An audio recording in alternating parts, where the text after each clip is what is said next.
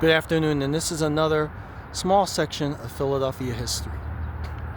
Right now we are actually looking south of Philadelphia, or at least the old city of Philadelphia, down the Delaware River. Today it's very modern. The entire city of Philadelphia has covered it over.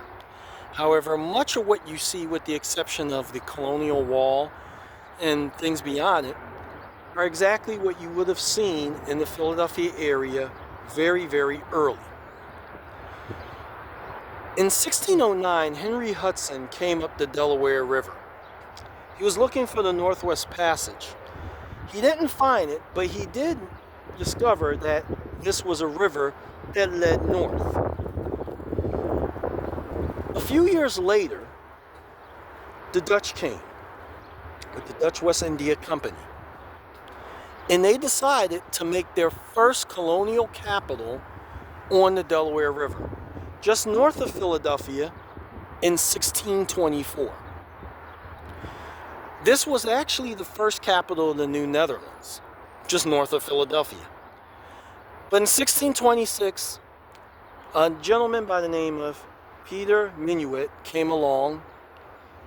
He would eventually later on work for another kingdom, but at this point he worked for the Netherlands.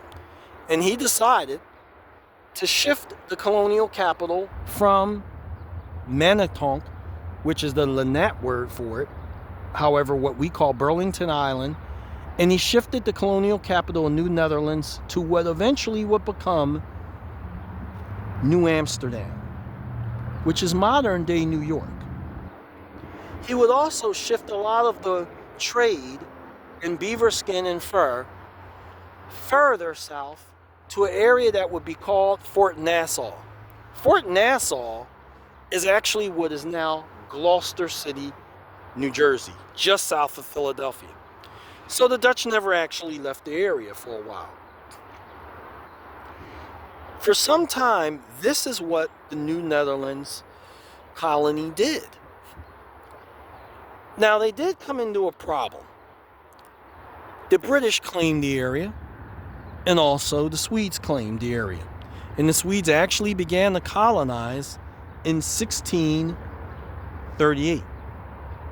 So starting in 1638, the Dutch actually had a rival that was starting to take over the area, and they held the area for a while. And the rivalries got really, really bad by 1646. So much so that wars broke out.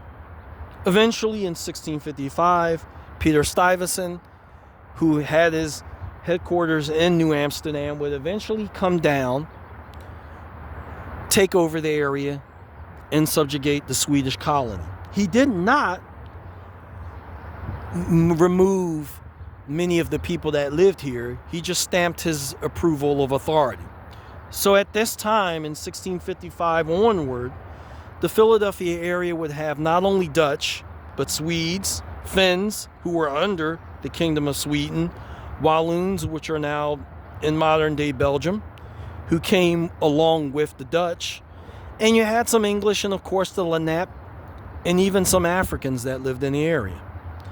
So what we're seeing right now is an early history of the Philadelphia period. A very early period of colonization from various countries that were actually fighting over the region.